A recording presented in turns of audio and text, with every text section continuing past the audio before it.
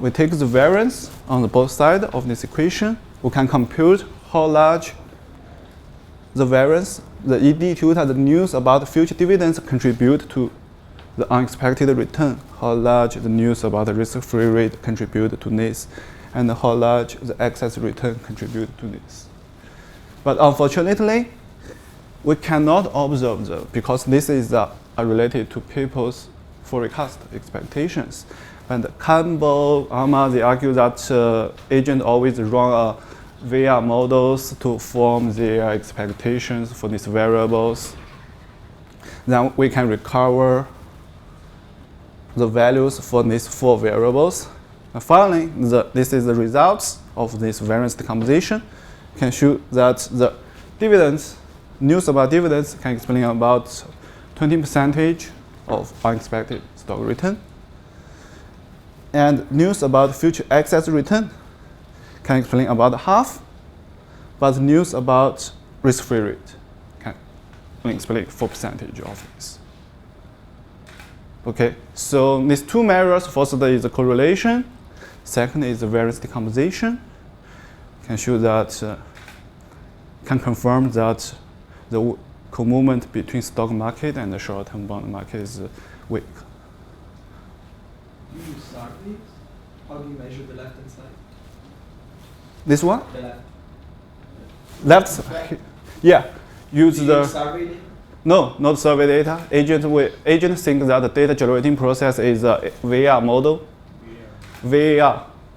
Agent use VR models to form so the. you do that under the assumption of rational expectation. Yeah. This equation derived from think agent has a rational expectation. So I have shown you that in US data, the co-movement between 2 markets are weak. Then I will show you, as I said before, I will show you that 2 rational expectation models cannot match these co-movements with co-movements. First, I show you is this Campbell Cochrane's 1999 papers, external habit models. I don't want to go to details of their models. I just let you know that in their models, the PD ratio and the risk-free rate are both the functions of the same state variable, ST. ST, the Campbell Cochrane calls them consumption surplus. So I simulated their models. They didn't talk about the co-movement, so I simulated their models and checked their models implied co-movements. So I didn't show that their models performance on the fact 0 facts because we know they can match the risk premium, they can match the volatility. So I just show you their models performance on the fact 1, the correlation, and the fact 2, the variance decomposition. You can see that in their models, the correlation between the price dividend ratio and the risk-free rate is very active. And this high T statistics rejects that the model's movements is the same as the data's movements. Okay, then for the variance decomposition, yes, that the risk-free rate contribute very little, but the channel is not so correct because relative to data in their models, the futures excess return contribute too much relative to data. Because in Campbell Cochrane's models, the risk aversion is very volatile, it has very high values. Then I check another models. This is Bassan and Yaron's models. In their models, the agent has some not the CI utility function. They have this recursive preference. And I also don't go to details into that, just show you that also in PD ratio and the risk-free rate, they are the functions of 2 fundamental variables. Xt is the persistent component of consumption growth. Sigma t is the time varying variance. So in his models, both the PD ratio and the risk-free rate, they are functions of the same state variables. I simulate their model as the Campbell Cochrane's I did before. And in their models, the correlation between PD ratio and the risk-free rate is positively high, 0.6. And the t-statistics also rejects that the model's movements can match data's movements. And in his models, the dividends news about futures dividends explain too much than data says. Here we have a high t-statistics. Okay? Then I have shown that what the data says and what the two rational expectations performance on these statistics or movements. You can see that they don't do so well to match data. One question. Okay. I don't know, it's a pure speculation, but it seems that all the moments in the data are somewhere in, like halfway in between those two models. Can you use?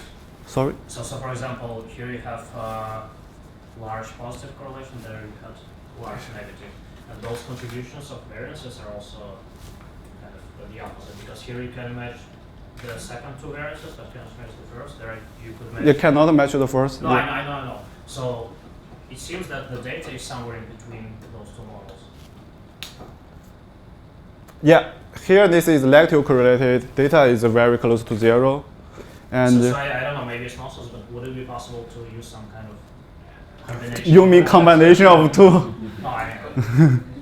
But they are totally two different models. It's okay. Can you find, so these models match, The numbers, they are really between. so these models match some other pieces of data, right? Other volatility risk premiums, they can And that gives you some parameters. What would happen if you match these? What parameters would it imply if you wanted to match these? Oh yes, to the here other- actually I didn't use their parameter values. I also use method of simulated moments to try to make their models as close to data as possible. But not these. With these data, I tried. I think he means that these papers match fact 0 as well. There's a set of, I guess, targets from the data that these papers match, not consumption growth, among other things. No? So you get a risk aversion parameter, you get certain parameters for matching data. They didn't target these things because They didn't target this thing. So my Yeah. question is, what parameters are implied if you target these moments? Are these a configuration that can match these? What would imply for the other moments? Oh, I didn't do that. I just want to match all of the moments, the risk premium, the volatility as these moments together, and their models cannot do that. Because we want a model that basically it can match the volatility and the risk premium. Then we talk about how its performance on these movements. Okay. Then This is they are parameter estimates, or the parameter estimates of the method of simulated moments. the method of simulated trying to movement. match this plus the other methods. The method of simulated movement try to match these movements and the volatility effects together, or everything. Yeah, exactly.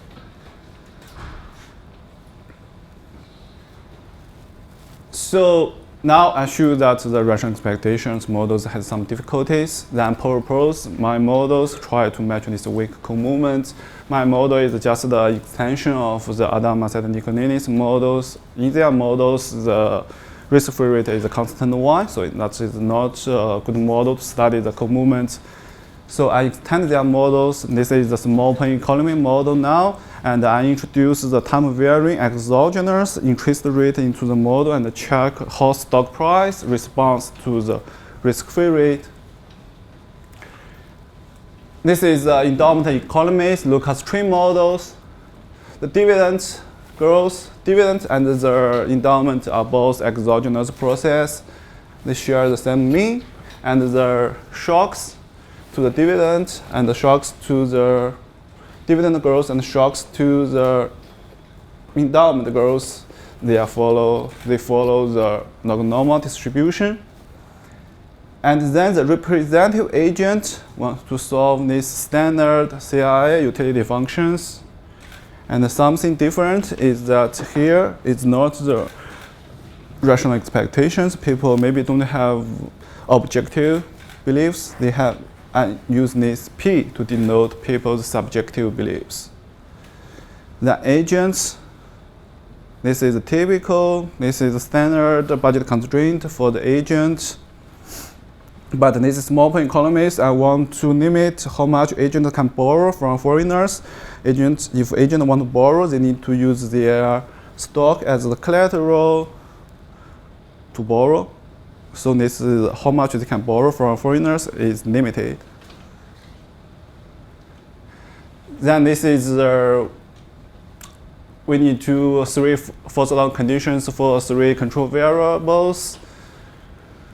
Then in order to, I will talk about some approximations in order to avoid the very high computational cost and to have direct closed form solutions for the stock price.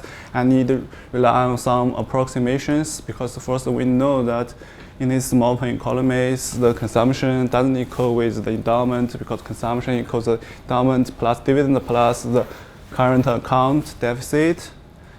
And if agent doesn't have rational expectations, expected individual consumption doesn't equal with the expected aggregate consumptions. These two doesn't hold. These two equations doesn't hold. But we want these two equations can hold with some approximately. So as the Adam Marcet-Nicolainis people do, we assume that this YT is very, very large, endowment is very, very large. And so the stock market value is small compared to this YT. It's very small compared to YT. So before we have, collateral constraint here, if this stock value is small compared to YT, so BT, how much agent can borrow, is very small compared to YT.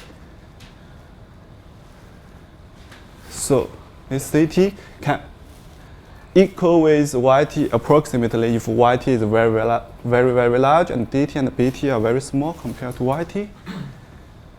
So we can have these approximations. And for the individual levels, we can also, as their paper say that we can also have this approximation.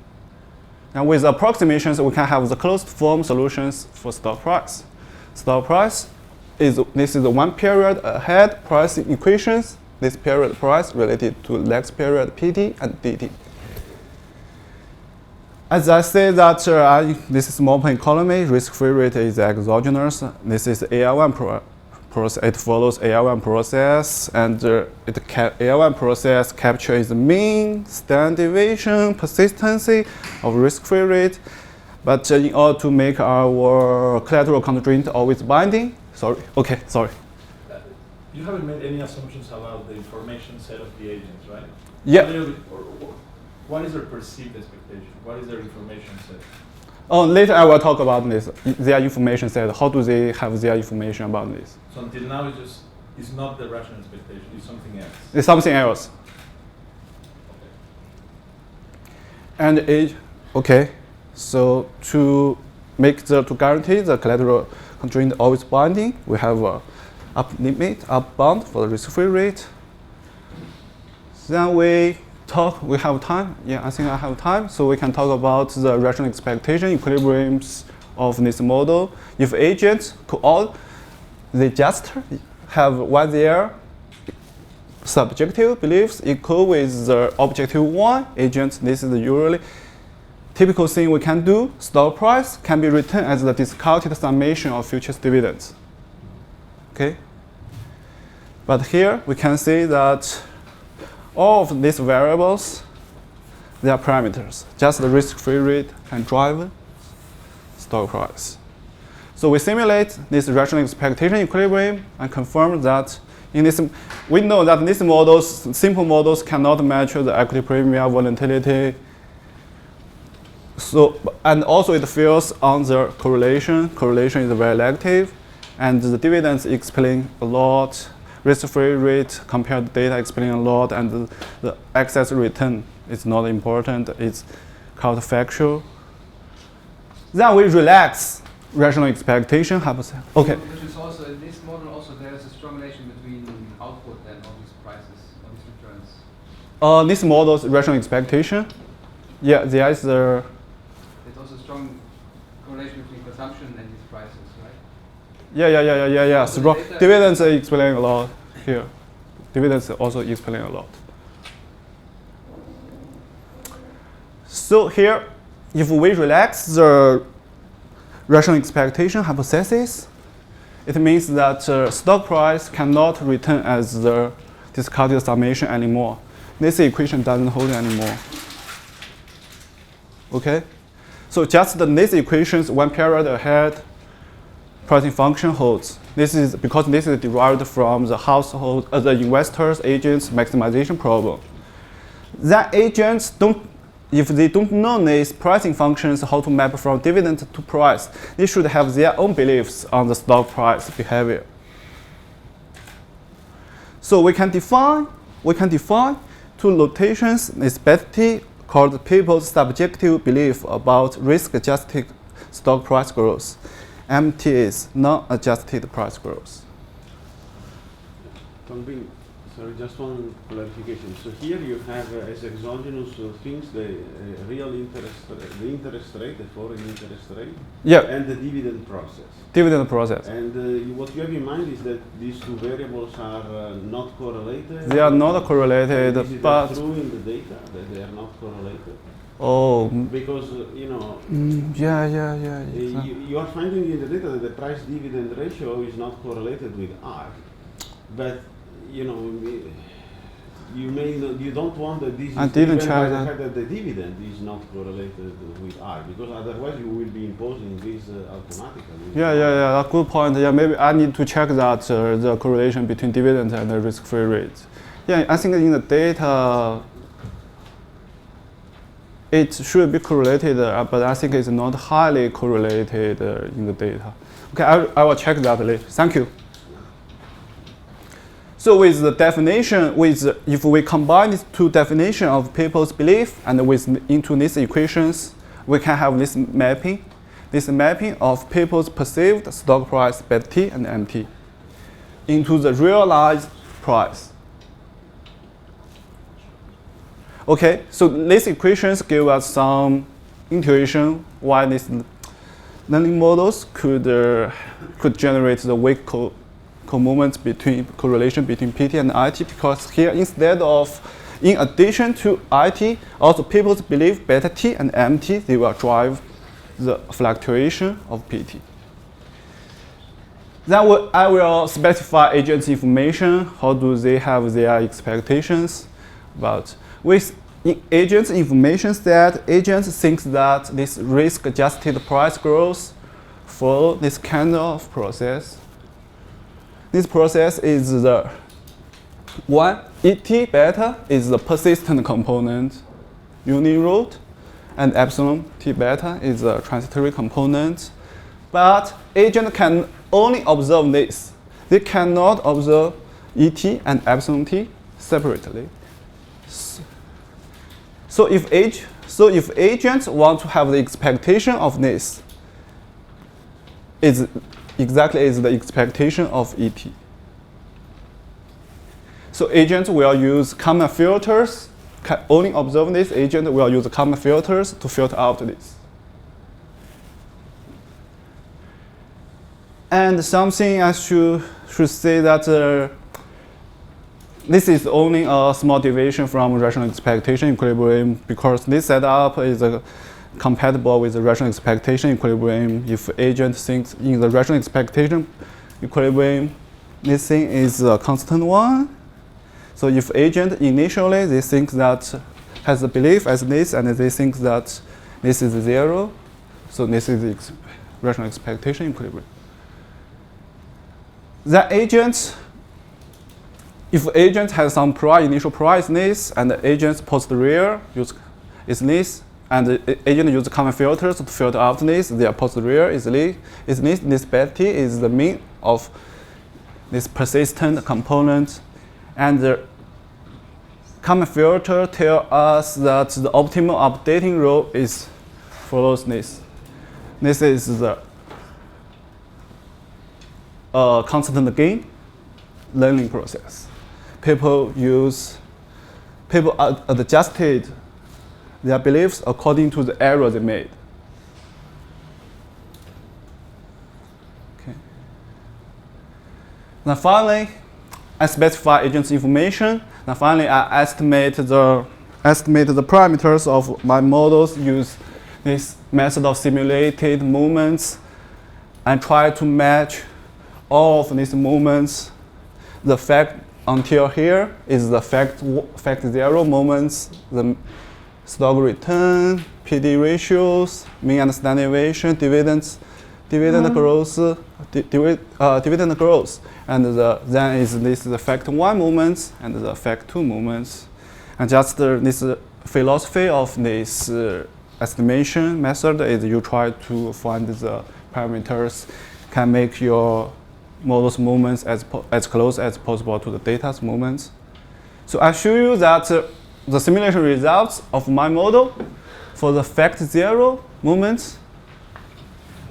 You can see that this is the US data, point estimate, standard errors. This is my model's movement, and then this is the t-statistics. You can see that t-statistics are all about or below 2. It means that we cannot reject that the model's movements can match data's movements. Okay, and this table just shows that my model can match the stock market volatility and the risk premium. And then I show you that the key moments of these papers, the fact 1 and the fact 2 moments. You can see now the model's movements is selectively 0.17 is much closer to data than the rational expectation models. And for the variance decomposition, you can see that it's also much closer to data than before. Tongbin, what if you make risk-free rate endogenous? Is this a feature that comes from the fact that you're assuming an exogenous interest rate? Because I mean, in that case, then If interest rate is endogenously, it will influence the consumption. It will influence the consumption, but the stock price is driven by belief, not by the. But also the risk-free rate will be driven by beliefs. Rate is driven by beliefs. It would be, I think it would be 1 over beta. Beta, no. What? Anyway. I was thinking about this. Oh, then I will show that I did some additional tests for these models because Galli and Gamete, they use the VR models to check how stock price responds to exogenous monetary policy shock. So, but in my models, they are all variables are in real terms and don't have the nominal interest rate. So I replicate their VR analysis, but use the risk-free rate shock instead of the nominal one. So the state variable here is the active state variables for the VR models. So this is the first difference of our endowment output, first difference of dividend risk-free rate, real risk-free rate, and the first difference of stock price. Then I think follow their papers, the VR models has 4 legs. So this is the impulse response. Use US data. Can see that in response to 1 unit positively, monetary policy shock, contradiction to our wisdom, stock price initially increased. But the confidential rate is very large, from positive to negative. Simulate my models, use simulated data to do the same VR analysis. Yes, initially in my models is stock price decreased a little, but it increased immediately to some positive region, and also the confidential band is very large. Something very good is that even this skew quantitatively, that's the same. Okay. So that's all. Let me conclude it. So in these papers, as I say, I do three things. That first, that stock price, stock market, and the short-term bond market is weakly correlated, and the weakly correlated. And Can you just have some time? I have some. Yeah. Can you say again what is the fact of Gallia-Gambetti and how you address it or not? Okay, Gallia-Gambetti. Yeah, Gallia-Gambetti, they run VR models to check how stock price responds to the monetary policy shock. They use the nominal interest rate shock as the monetary policy shock. But our model is all variables are in real terms. So I use the real risk-free rate shock instead of nominal interest rate shock models. So as their paper do, I choose that the state space of these VR models contain 4 variables. The first difference of output, first difference of dividend, not the first difference, the level of risk-free rate, and the first difference of stock price. And think that their model, their paper, Gallia and Gambetti, think that this VR models is like this, has 4 legs.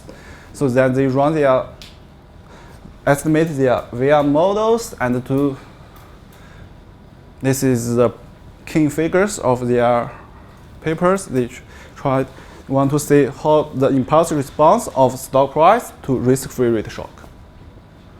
So this is data, US data, says that in So risk. what they want to say is that this is positive. This is positive, yeah. They want to support Galli's papers, the rational bubbles So paper. they haven't, wait, they did this or you redid this with risk-free rate shock? I redid this, use the real risk-free rate shock. But they get similar things. They did a similar thing. They did the same, use the nominal interest rate. Okay.